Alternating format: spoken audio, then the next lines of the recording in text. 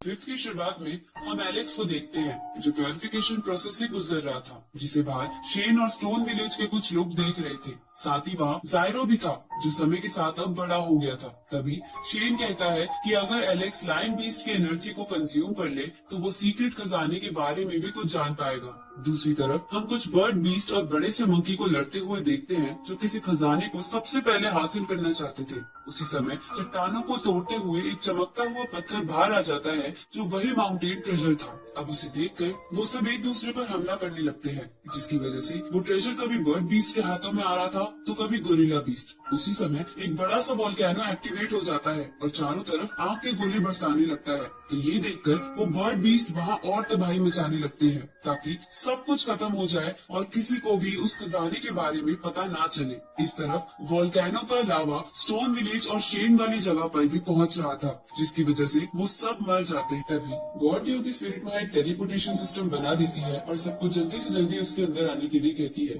ये सुनकर Shane stone village के बड़े लोगों को वापस गाँव भेज देता है और खुद एलेक्स के साथ रहता है, क्योंकि प्योरिफिकेशन के बीच में एलेक्स को डिस्टर्ब नहीं किया जा सकता था। अब शेन और जायरो उस केव को टूटने से प्रोटेक्ट करने लगते हैं जिसमें एलेक्स का प्योरिफिकेशन प्रोसेस चल रहा था। इस तरफ एलेक्स के सामने लायन बीस्ट की एनर्जी आती है जिसे बहुत कोशिश के बाद एलेक्स कंज्यूम कर लेता है, जिसकी वजह से अब वो बहुत ताकतवर फील कर रहा था। तभी वो अपने आसपास लावा और टूटे हुए पत्थरों को देखता है तो वो उस बड़े से पूल को यानी मेडिकल फर्नेस को उठाने लगता है ताकि वो उसे स्टोन विलेज ले जा सके। ये देखकर शेन उसे कहता है कि तुम इसे छोड़ो और जल्दी से मेरे साथ चलो, पर एलेक्स इसके लिए नहीं मानता और वो मेडिकल फर्नेस जायरो को पकड़ा देता है क्योंकि वो उनके गाँव के लिए बहुत कीमती था। अब एलेक्स और शेन जायरो पर बैठकर वहाँ से निकलने लगते हैं और टूटी हुई चट्टानों का सामना करते हुए उस टेलीपोर्टेशन सिस्टम में पहुंच जाते हैं। अगली सुबह हम उन सबको किसी और जगह पर देखते हैं जो उनका नया स्टोन विलेज था, जिसके आसपास बहुत ही खूबसूरत नजारे थे। अब वहाँ के सभी लोग गॉड ल्यू को उन्हें बचाने के लिए थैंक यू बोलते हैं। तभी शेन कहता है कि हमारे पूर्वजों का जन्म पिछले स्टोन विलेज में हुआ था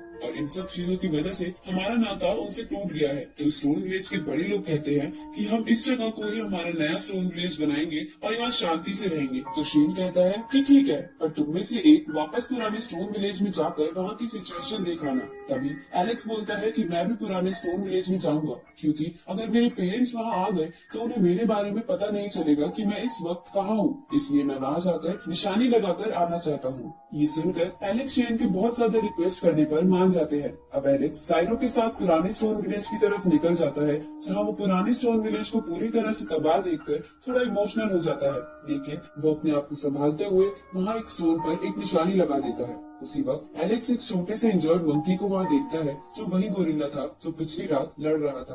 अब एलेक्स उसे क्यूट सा मंकी समझ के उसका नाम चैंप रख देता है। तभी वहाँ एक लड़की आती है जो एलेक्स को कहती है कि ये चैंप एक बहुत बड़ा बीस्ट है और इसी के साथ ये एपिसोड यही खत्म होता है।